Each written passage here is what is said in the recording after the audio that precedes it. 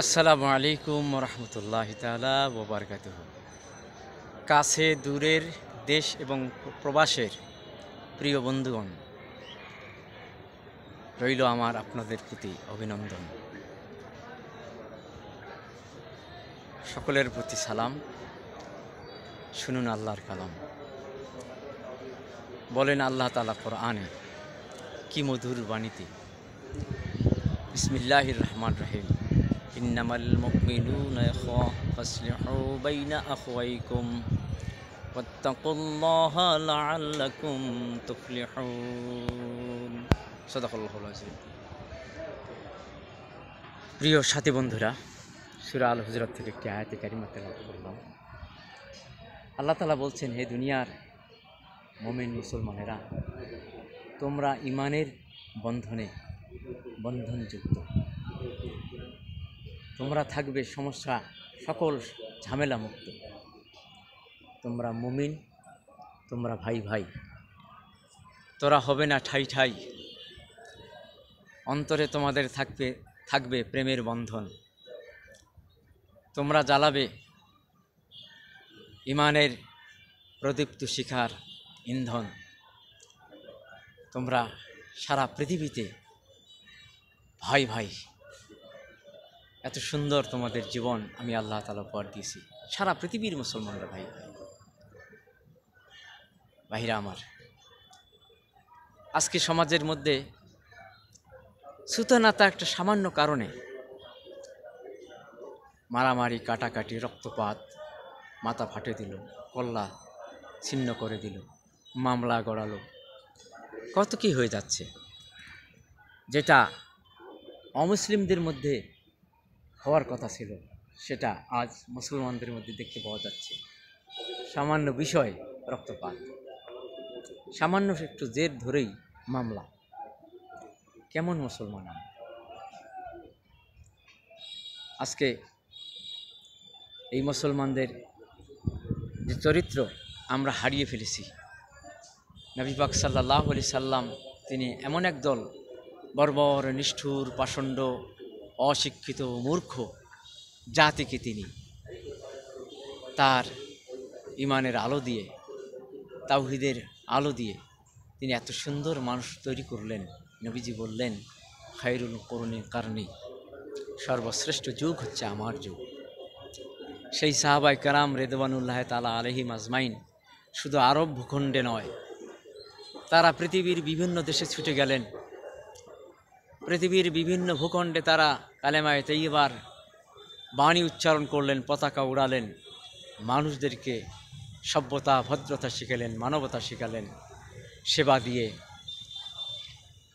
মানুষদের প্রতি মনুষ্যত্ববোধ, মমত্ববোধ, মানবতাবোধ, মানুষের প্রতি যে দায় এবং দায়িত্ব, যে কর্তব্যের যে রেসপন্সিবিলিটি, সেই রেসপন্সিবিলিটি তারা পালন করলেন।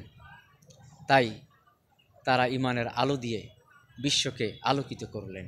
আমরা যদি সেই সাহাবায়ে কেরাম রিদওয়ানুল্লাহ তাআলা আলাইহিম আজমাইনদের আদর্শকে আমরা গ্রহণ করতে পারি,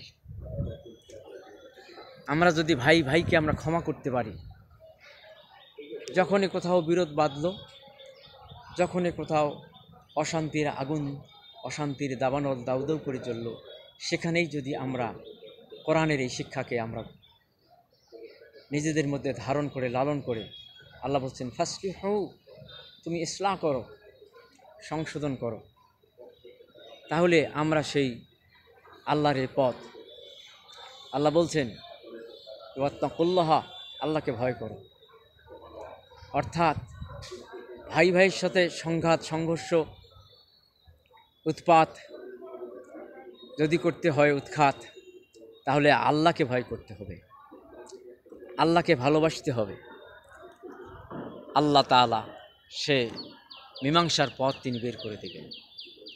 এমন কিছু বিষয় নেই যা আল্লাহকে বলা যায় না, এমন কিছু বিষয় নেই যা আল্লাহর প্রতি নির্ভরশীল হওয়া যায় না। আল্লাহর কোনো বান্দা, আল্লাহর কোনো বান্দি যে কোনো বিপদে, যে কোনো মুসিবতে, যে কোনো সমস্যায় পড়ুক না কেন, সে যদি আল্লাহপরস্তি হয়, সে যদি আল্লাহর প্রতি তাওয়াক্কুল করে, আল্লাহর প্রতি যদি নির্ভরশীল হয়, তাহলে অবশ্যই আল্লাহ তাআলা তাকে সেই নিষ্কৃতির পথ বের করে দিবেন, নিঃসন্দেহে, কোনো সন্দেহ নেই। তাহলে সমস্যা কোথায়? আমরা দুনিয়ার জীবনটাকে সুখময় শান্তিময় যদি দুনিয়ায় করতে না পারলাম, এত মহান দৌলত আল কোরআন থাকতে, আল হাদিস থাকতে, নবী রাসূল সাহাবায়ে কেরামদের আদর্শ থাকতে যদি আমরা আমাদের মোমেন হওয়ার পরেও আমাদের এই জীবনটাকে যদি আমরা সুখময় শান্তিময় করতে না পারি, তাহলে তো এই জীবন মহাব্যর্থ। সুখ আর শান্তি কি অঢেল ঐশ্বর্য প্রাচুর্যের মালিক হলেই হয়? কত কোটি কোটি হাজার হাজার বিলিয়ন ট্রিলিয়ন অর্থের মালিক হাসপাতালের বেডে কাতরাচ্ছে, টাকা আছে, পয়সা আছে, ধন আছে, দৌলত আছে, মনে প্রাণে হৃদয়ে তার অশান্তির আগুন জ্বলছে, সন্তানকে নিয়ে, স্ত্রীকে নিয়ে, পরিবারকে নিয়ে কত অশান্তি। কিন্তু একটা গরিব মানুষ যে 5 ওয়াক্ত নামাজ পড়ে, যার কোনো ঋণ নেই, যে কারো কাছে হাত পাতে না, আল্লাহ যা তার ভাগ্যে জোটায় সেটা নিয়ে সে সন্তুষ্ট, ওই মানুষটির অন্তরে কি মহান দৌলত, কি ঐশ্বর্য আল্লাহ তাআলা দিয়েছেন। সে গাছতলায় যদি আইলকে বালিশ বানায়, সেখানেও সে নাক ডেকে ঘুমাতে পারে, কি পরম শান্তি তার। কাজেই শান্তি শুধু টাকা পয়সা হলেই হয় না, সুখ শুধু টাকা পয়সা হলেই হয় না। আল্লাহ বলেন, আলা বিযিকরিল্লাহি তাতমাইন্নুল কুলুব। আল্লাহর স্মরণ, আল্লাহর জিকির, আল্লাহর প্রতি ঈমান, তাওয়াক্কুল, ভরসা, এক কথায় সর্বক্ষেত্রে আল্লাহর প্রতি নির্ভরশীলতা, সেই ব্যক্তিটির অন্তরে বড় প্রশান্তি। ধনৈশ্বর্য প্রশান্তির বিষয় নয়। যদি কারো ধনৈশ্বর্য সহ প্রশান্তি থাকে, আলহামদুলিল্লাহ, সেটা নুরুন আলা নূর। তো আমরা অধিকাংশ মানুষ তো অভাবী মানুষ, অধিকাংশ মানুষই তো আমরা অঢেল ঐশ্বর্যের মালিক নই। ধনকুবের মালিক অল্প কিছু সংখ্যক লোক, শিল্পপতি মানুষ অল্প কিছু লোক, অঢেল সম্পদের মালিক অল্প কিছু সংখ্যক লোক। কোটি কোটি মানুষ তো আমরা সাধারণ মানুষ, সাধারণ খেটে খাওয়া মানুষ, সাধারণ আমাদের জীবন। তাহলে দুশ্চিন্তা দুর্ভাবনার কারণ কি? কোনো কারণ নেই। পথ খুঁজতে হবে আল্লাহর, দীক্ষা নিতে হবে কোরআনের, শিক্ষা নিতে হবে কোরআনের শিক্ষা, এবং দীক্ষা নিতে হবে নবী রাসূল আলাইহিস সালামদের, সাহাবায়ে কেরামদের, ওলি আউলিয়া গাউস কুতুব যারা দুনিয়া থেকে চলে গেছেন, আউলিয়া কেরাম চলে গেছেন, আম্বিয়া কেরাম চলে গেছেন, তাদের সাদামাটা জীবনের মধ্য দিয়ে তারা দুনিয়াকে আলোকিত করেছেন, দুনিয়াবাসীকে সুখ দিয়েছেন, শান্তি দিয়েছেন, মানবতা দিয়েছেন, মহাকল্যাণ দিয়েছেন, তারাও কল্যাণময় জীবন লাভ করেছেন। কাজেই আমার বক্তব্যের বিষয় হলো, আসুন আমরা ঈমানকে, ইসলামকে, মানবতাকে, মানবপ্রেমকে, মানবদরদী হয়ে আমরা সকলের প্রতি, বিশেষ করে মুসলমানদের প্রতি আমরা এমন একটা হৃদয় লালন করি, প্রত্যেকটা মুমিন মুসলমানকে আমার মায়ের পেটের ভাইয়ের চেয়েতেও যেন আমি ইমানি ভাই, এই গুরুত্ব দিয়ে, তার ভুল হতে পারে, আমার ভুল হতে পারে, আপনার হতে পারে, ওনার হতে পারে, ভুল হওয়াটা স্বাভাবিক। সে পথ তো সংশোধন করার পথ আছে।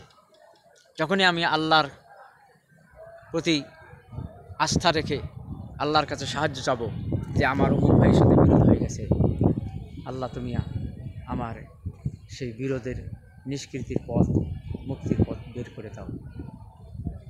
আর তারও উচিত, কিন্তু তারও উচিত এই কথাটা ভাবা, কারণ সেও তো মুমিন মুসলমান। আমার এই বক্তব্য সকলের জন্য সমান। আপনার সাথে আমার বিরোধ বেঁধেছে, আপনিও যে দৃষ্টি লালন করবেন আমার প্রতি, আমিও সেই দৃষ্টি লালন করবো আপনার প্রতি, তাহলে পথটা সহজ হয়ে যাবে। এই জন্য আল্লাহ বলছেন, ফাসলিহু বাইনা আখাওয়িকুম ওয়াত্তাকুল্লাহ, আল্লাহকে ভয় করো, অর্থাৎ কখনো গোয়ার তুমি করবে না, গাদ্দারি করবে না, ক্ষমতার প্রভাব দেখাবে না, তোমার সম্পদ ঐশ্বর্য প্রাচুর্যের দাপট দেখাবে না, তোমার প্রতিপত্তির দাপট দেখাবে না। তোমার দাপট একটাই, তুমি মুমিন, তোমার আদর্শ হচ্ছে ইসলাম,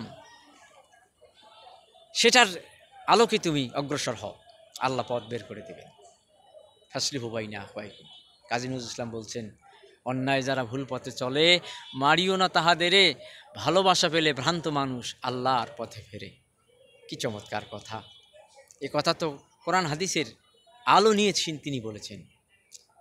একটা মানুষের ভুল হলে তাকে যদি আমি হৃদয় দিয়ে, মনের গহীন কোণায় যদি তাকে স্থান দিয়ে, তাকে যদি সাদরে বরণ করে, তাকে যদি আমি ইমান ইসলামের দিকটা বুঝাই দিতে পারি, হক না হকটাকে বুঝাতে পারি, হালাল হারামকে বুঝাতে পারি, অবশ্যই তিনি বুঝবেন। না বোঝার কিছু নেই, অবশ্যই তিনি বুঝবেন। না বোঝার কিছুই নেই। আমরা হতাশাগ্রস্ত হব কেন? আল্লাহ আছে না, কোরআন আছে না, হাদিস আছে না, এত বিশাল ঐশ্বর্য প্রাচুর্য আমাদের আছে, ইমান ইসলামের দৌলত আছে, এত জ্ঞান ভাণ্ডার আছে, এত আদর্শ আমাদের সামনে জল করছে। সাহাবায়ে কেরামদের আদর্শ, আউলিয়া কেরামদের আদর্শ, নবী রাসূলদের আদর্শ,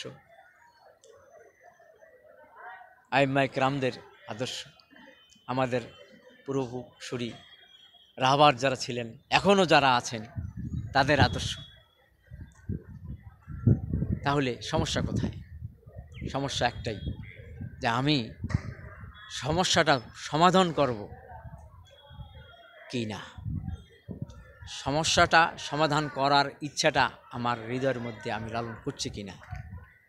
আমি মুসলমান, আমি একজন মুমিন, আমি কারোর সাথে অশান্তির আগুন জ্বালাতে চাই না, অশান্তির দাবানল আমি নিভাতে চাই। তাহলে এই ইচ্ছা যদি আমার মনের মধ্যে থাকে, তাহলে অবশ্যই আমার জন্য পথ বের হয়ে আসবে। জমাজমির মামলায় হোক, ঝামেলায় হোক, আমরা তো সুতনাতা বিষয় নিয়েই আমরা মামলা ঝামেলা করি। সামান্য একটু জের নিয়েই আমরা মানুষ হয়ে, একই এলাকার মানুষ, একই দেশের মানুষ, আমরা পাথর চাপা দিয়ে মানুষকে হত্যা করি। কি নির্মমতা, কি নিষ্ঠুরতা! হায়রে বাংলাদেশ, হায়রে মুসলমান! চাঁদাবাজি চলছে, সন্ত্রাসী চলছে। আরে মুসলমান কোরআনের ধারে না। কোরআনের একটি বাণী, ইন্নামা ইউহারিবুনাল্লাহ ওয়া রাসূলাহু ওয়া ইয়াসআউনা ফিল আরদি ফাসাদা। নিশ্চয়ই যারা আল্লাহ এবং আল্লাহ রসুলের বিধানকে লঙ্ঘন করে সমাজে অশান্তি, চাঁদাবাজি, সন্ত্রাসী, নৈরাজ্য সৃষ্টি করে, আইয়ুকাত্তালু আও ইউসাল্লাবু আও তুকাত্তা আইদিহিম ওয়া আরজুলুহুম মিন খিলাফ। আল্লাহ বলছেন, তাকে হত্যা করো, তাকে শূলবিদ্ধ করো, তারা বিপরীত দিক থেকে হাত পা কেটে দাও, তাকে কারারুদ্ধ করো, নির্বাসিত করো। কোরআনের একটি আয়াত যদি, একটি বাণী যদি বাংলাদেশের মসনদে, সংসদে, পার্লামেন্টে প্রতিষ্ঠিত হয়, তাহলে এমন কোনো মায়ের বেটা নাই, এমন কোনো মায়ের লাল নেই, এত অশান্তি, এত রক্তপাত, এত বিপর্যস্ত অবস্থার সৃষ্টি করতে পারে এমন কোনো মায়ের সন্তান বাংলার জমিনে থাকবে না। এত চিরণীয় অভিযান করতে হবে না। কত চিরণীয় অভিযান গেছে, মানুষের চরিত্র বদলায় নেই। কারণ মানুষের যে ইমান এবং ইসলামের যে জ্ঞান থাকা দরকার, সেই জ্ঞানটা তাদের কাছে নেই। দিনে দিনে বহু বাড়িয়েছে দেনা, শুধিতে হইবে ঋণ, আসিতেছে শুভদিন। মানে শৈশব থেকে যে দল, যে মত, যে আদর্শে তারা তৈরি হয়েছে, অনিসলামী শিক্ষা, সংস্কৃতি, কালচারে তারা তৈরি হয়েছে, তারা মনে করে যে উপস্থিত লুটিপুটে যা খাবো, যা নেব, এটা বুঝি আমার বরত্ব, আমার এটা শ্রেষ্ঠত্ব। তারা এটা শিখেছে। তাওহীদ, রিসালাত, আখিরাত তারা শিখে নাই। মৃত্যুর পরবর্তী জীবন যে কত ভয়াবহ হবে, কত ভয়ঙ্কর জীবন আসবে, আল্লাহর আদালতে দাঁড়িয়ে সমগ্র জীবনের সমস্ত কর্মকাণ্ডের যে হিসাব আল্লাহর আদালতে দিতে হবে পাই পাই করে, তা তাদের মাথায় নেই। সেই জন্য তারা এত চাঁদাবাজি, জুলুম, অনাচার, অবিচার, হত্যা, ধর্ষণ এসব কিছু করার সাহস পাচ্ছে। কাজে বন্ধুরা আমার, আপনাদের কাছে আবেদন, নিবেদন, সত্যিকারের মোমেন হয়ে যান।